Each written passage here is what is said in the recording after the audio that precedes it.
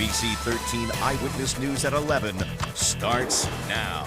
Lake Jackson is doing what it can to isolate that threat of a brain-eating amoeba in its water supply. The governor is headed there today to help the town respond to the water crisis.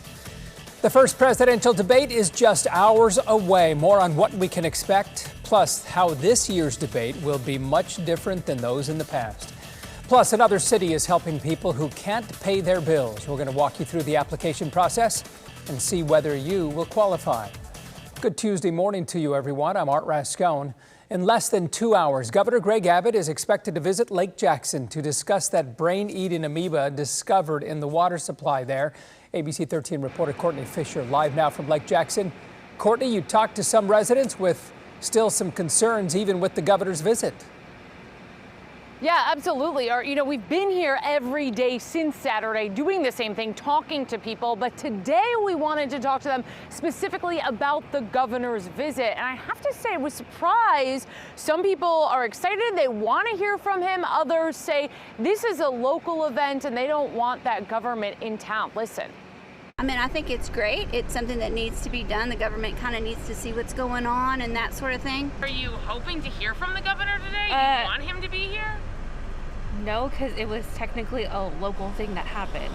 So it's like, what the hell can he actually do? I don't think he has any effect what's going on here. What do you think about that? Well, I think that's awesome. You know what I mean? We need some help. I need to take a shower. I feel like our city and the government has, done their best to do what you can with the situation. And on top of a pandemic, you're told you can't drink the water. Is it kind of like, what's next? Like, I just Oh, no, I don't think we have that fear. We're a small town, the smaller town. We're not in a big city where it's concentrated. I mean, are you prepared to boil your water for 60 days? For sure. Yeah, Mm-hmm. You gotta. Got to. You have to. And back out here live, the people you just heard from were actually swinging through this line, getting water, their free pallet of water a day. We are on day 4 of this. Who knows how long it will go on, right? That's the real question. We're at the rec center, by the way. They are handing out, the National Guard, handing out this free water until 7 o'clock this evening. I also want to mention that the water has been tested, but city officials are still waiting for several of those results to pour in. So far, of the 56 sites tested, 14 spots, guys, had low levels of chlorine. Chlorine is important in water because, of course, it disinfects that bacteria, that brain-eating amoeba that caused that little boy to die, that 6-year-old boy to die a few weeks ago. Again, there are still so many questions out here. How did the bacteria get into the water in the first place? Hopefully we'll hear more from the governor today. He is meeting with officials first and then will brief media. For now, reporting live from Lake Jackson, Courtney Fisher, ABC 13 Eyewitness News. Let's hope they get that water cleaned up. Thank you, Courtney. Well, it has been a night many people have been waiting for quite some time. It is the first presidential debate between Donald Trump and Joe Biden. A live look now from Cleveland, where the debate will take place. This comes on the heels, of course, of that bombshell report from the New York Times about President Trump's taxes. ABC's Elizabeth Schulze is in Washington with more. As President Trump and former Vice President Joe Biden prepare to face off in the first debate, the New York Times reporting new details about the president's personal finances. Citing tax documents that have not been independently reviewed by ABC News, the newspaper saying the president earned $197 million from the hit show The Apprentice over the course of 16 years. You're fired. And hundreds of millions more from endorsement and licensing deals. But even with that cash windfall, the New York Times saying the president struggled to stay out of debt, racking up losses from investments like his golf courses and other properties. Those losses and questionable deductions allegedly driving down his tax bill, with the president paying just $750 in federal income taxes in 2016 and 2017. The president now claiming he was entitled to depreciation and tax credits after calling the Times report fake news. It's totally fake news, made up, fake. President Trump's business record likely to be a topic on stage tonight during the first presidential debate in Cleveland. The 90-minute debate will also feature questions about the economy, COVID-19, and the Supreme Court. Trump eager to shift the conversation to the court as his nominee Amy Coney Barrett meets today with Senate Republicans on Capitol Hill. Biden prepared for the debate to get personal. He's going to want to make it personal. He's going to want to get in the mosh pit I'm going to talk about why I want to be president of the United States, what I'm going to do, and where he's failed. The first question of tonight's debate will go to President Trump. The candidates won't be making any opening statements, and because of the pandemic, they also won't be shaking hands. Elizabeth Schulze, ABC News, Washington. You can watch that debate live tonight right here on ABC 13. Coverage begins at 7 o'clock. That's followed by complete analysis from ABC's political team, then Eyewitness News at 10 o'clock. Well, in the wake of the death of George Floyd, a 45-person review board now set to make its recommendations to Mayor Sylvester Turner on how to improve the Houston Police Department. In the report, the board is urging the mayor and city council to, quote, reimagine Houston public safety. And it calls for the releasing body camera footage in a consistent and timely manner, restricting the use of force by officers, expanding the use of mental health professionals to help during tense situations, de-escalating training, and a more diverse oversight board to, quote, hold the HEB accountable to a higher standard. The board, by the way, has not yet formally presented the recommendations to Mayor Turner, but we expect to hear from him possibly as early as tomorrow. Well, the Houston Police Department's cite and released police policy, that is, went into effect at 6 o'clock this morning. That means people accused of low-level offenses such as driving without a license, theft below $750, or vandalism will be ticketed, not arrested. They can answer to the charges in court at a later day. The Houston Police Department union tells ABC 13 they support the policy, saying the officer always has the option to make the arrest depending if the suspect is a known flight risk or will not appear in court. Chilly start for some, but others, just a very beautiful morning. We just loved it out there, Alita. Go ahead, Art. Was it really chilly this morning? It was a great run. I mean, it was so comfortable this morning. I felt it when I got outside rather. Here is a look at the official lows from this morning. Officially, Houston seeing temperatures in the upper 50s. The last time we saw these temperatures back in May. The good news is we got another run at these 50s by tomorrow morning. Eventually going to see these temperatures getting a little bit warmer, but we're not returning into the 70s anytime soon as far as those morning temperatures. We're at 76 degrees. It's a quick warm up. 75 in Galveston, where it is still breezy, 10 to 15 mile per hour winds. Good morning to you. Brenham, 72, heading into the lunchtime hour with temperatures below 80 degrees. And those clouds are over the Gulf of Mexico, so nothing but sunshine. Northerly winds are going to continue to crank up those ragweed pollens, including the elm pollens. We've got latest updates on that, as well as those falling temperatures later on tonight. I'll have those overnight lows coming up in just a few minutes. All right, very good. Thank you, Alita. Turning to COVID-19. The state of Texas reporting almost 1,400 new cases with 11 new deaths. There are currently more than 739,000 cases all across the state with more than 15,000 fatalities. Good news here from the city of Houston. The positivity rate continues to drop. It is now 5.6%. Also some good news regarding hospitalization. Those rates continue to fall as well. Now, some more good news if you live in Missouri City and need some financial relief due to the COVID-19 pandemic. The city is now offering a rental assistance program, and here's how it works. The application is available online or by phone. You need to be a resident of Missouri City. Also, you have your landlord or mortgage information ready and be able to provide information about your household, because priority will be given to those with children under the age of 12 or with a family member over the age of 65. Those who qualify can receive up to $2,000 a month for rent and mortgage assistance and up to $500 for utility assistance. You can apply online at MissouriCityTX.gov or call 281-403-8690. We have some breaking news. Well, it is a great day for some postseason baseball. The Astros and Twins meet this afternoon in Minnesota for Game 1 of the American League Wild Card Series.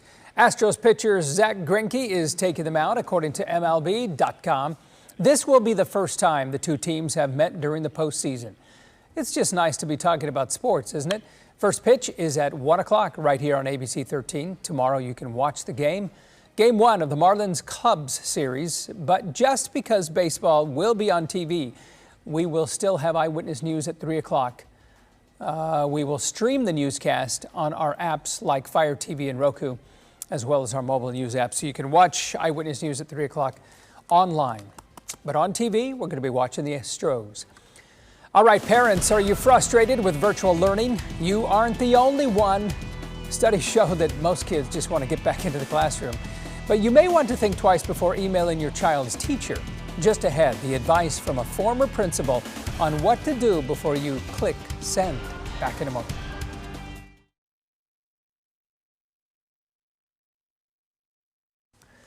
Well, in California's wine country, there are currently nearly 60,000 people under evacuation orders or warnings due to the glass fire there.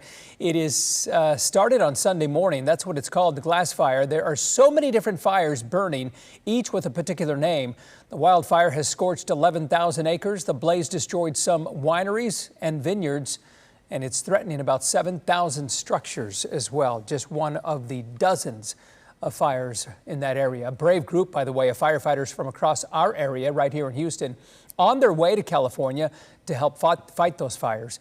The group arrived at the crack of dawn this morning. Hobby Airport firefighters tell us they will be there for some 2 weeks, working 24-hour shifts, and some just got done with helping with Hurricane Laura.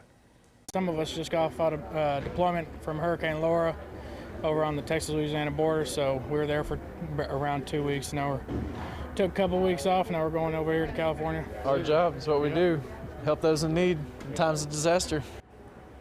Hard workers indeed. Our hearts go out to them and their families, by the way, who they're leaving behind. The group leaving from Houston is flying first to San Antonio to meet up with other firefighters, and then they will be leaving for California. All right, here we have Thanksgiving. It is less than 2 months away. Can you believe it? How quickly this year has gone by, even with the pandemic. The CDC now has some new guidance, a little recommendation here on just how to stay safe this upcoming holiday season, as you celebrate, of course. It's a holiday of family affairs, right? Well, CDC has broken down the guidelines into 3 areas: lower risk, moderate, and then, of course, the higher risk activities. Lower risk activities include having a small dinner with only people who live there in your household and having a virtual Thanksgiving. Yeah, not going to happen at our house. Here are some other higher risk activities which you should avoid, they say: going shopping in crowded stores before, on, or after Thanksgiving, attending crowded parades, attending large indoor gatherings with people from outside of your household, or have a full list of we will have a full list of the recommended guidelines right there on abc13.com. Interesting Thanksgiving holiday coming up in a couple of weeks, or months, that is. All right, turning back to school. We know effectively that effective communication with your child's teacher can be tough, especially when you're limited to just emails and text messages during this pandemic period. ABC 13 reached out to an education expert to get some tips on how to send an email to your child's teacher when there is a problem. Mike Munir is a former principal and says the first tip is to not let your emotions get the best of you. I think anytime you write an email or a text, I think it's real important to write a draft. Because if you write the draft, set it aside for a period of minutes, even a day maybe, then you come back and revise it with fresh eyes.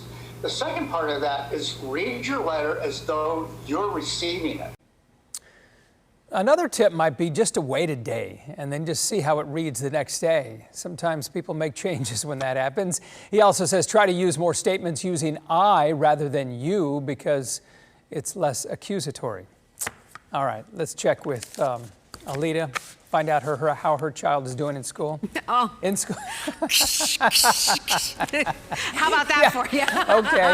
All right, weather-wise, we're not doing that for the weather today. Absolutely amazing. Best weather ever. It's been a while since I've been able to say that. The wind's still a little bit breezy, 10 to 15 knots. Slight chop around the bays and the lakes. We'll talk about how long this beautiful weather is going to last coming up on the other side of the break.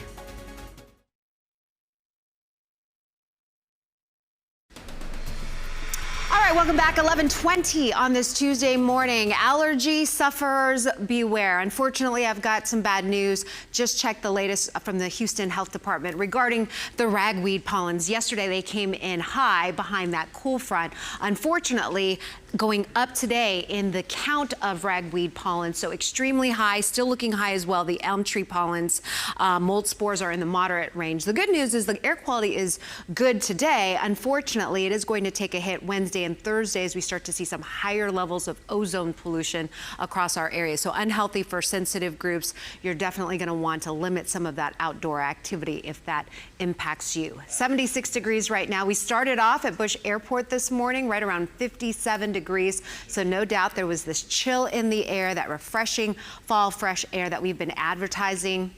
We felt it this morning. Mid-70s right now in Galveston. You even experienced those temperatures dipping briefly into the 60s. Everybody is warming up. Low 70s in College Station. I think this afternoon we warm into the low 80s. I've had to tack on a couple degrees. Earlier this morning I had it at 80. Had to add 82 degrees because that dry wind, it is warming up quickly, very efficiently. And then overnight, it will also see some cooling. Those temperatures dropping off into the low 50s around Tomball, mid 50s here in the Houston area. We'll stay in the 60s down toward Galveston. Not a cloud across our state. Most of those clouds right now hovering over the Gulf of Mexico. That's where most of that moisture will stay. Amazing weather the next couple of days. Another cool start, as I mentioned, to tomorrow morning. But notice we've got a frontal boundary that will stall out. This is the same front that moved through yesterday. And then another one approaching our area. We're going to see a series of these fronts keeping most of the moisture across the Gulf over the Gulf. However, any sort of tropical trouble that might spin up, definitely worth monitoring. We will see a medium chance for some development here. Right now, the National Hurricane Center has this particular area in the Western Caribbean targeted for a 50% chance for development. So something to look out for as we continue through October. For now, no threats here to Texas. We're going to enjoy some beautiful weather. The coolest morning on our 10-day should be tomorrow morning with 55 degrees around the Houston area. Another front arrives Friday, and some of our computer models are now hinting we may see another front coming in Sunday into Monday. So just some glorious weather here across Southeast Texas. Hope you enjoy. Well, GMA3 is one of the newest additions to the afternoon lineup right here on ABC 13. Yesterday, my co-anchor Melanie Lawson got to speak with the recently announced co-anchors Amy Robach and TJ Holmes about their vision for the show. That you have to still be a human being, and you have to be a soothing voice for someone even in the most chaotic of times. And I think her background, honestly, I'm from the South, she's from the South, and I think our upbringing, our families, as crazy as that sounds, really lends itself in how we speak to our viewers. And today on the show, they speak with local small business owner Bianca Key, who is trying to win $5,000 in the Pitch Payday Challenge. Hear more about her company, Yo Soy Afro Latina, today on GMA. What you need to know right here on ABC 13 beginning at noon. Today, by the way, is National Coffee Day, and some big chains are ready to help celebrate. Dunkin' giving out a free medium iced or cold coffee with a purchase. Jack in the Box, get a free regular iced or iced coffee, hot or iced, with the app purchase. For Starbucks Rewards members, those who use the order ahead and pay feature to purchase a grande or larger handcraft beverage will get a free drink loaded to their account for their next visit. I don't understand what any of that means because you read it like you were like, I don't. What happened? No, I'm not one of those fancy coffee drinkers. I don't drink any coffee. Someone behind the camera, good old Brandon over there, he's my go-to. I'm like, Brandon, go get me a frappe, please. We have some great weather around here for some iced coffee maybe this afternoon. Temperatures will be warm in the low 80s. You will not want anything iced tomorrow morning with temperatures in the 50s. We've got some nice cool mornings ahead. Just some great weather. Art, I know you love this weather. You and your wife are outdoors. Oh, beautiful. Yeah. Absolutely. We're going to go for another walk tonight. Yay. It's going to be beautiful for it, isn't it? How romantic. Absolutely. Have a great day, everyone. We'll see you back here at 3 o'clock.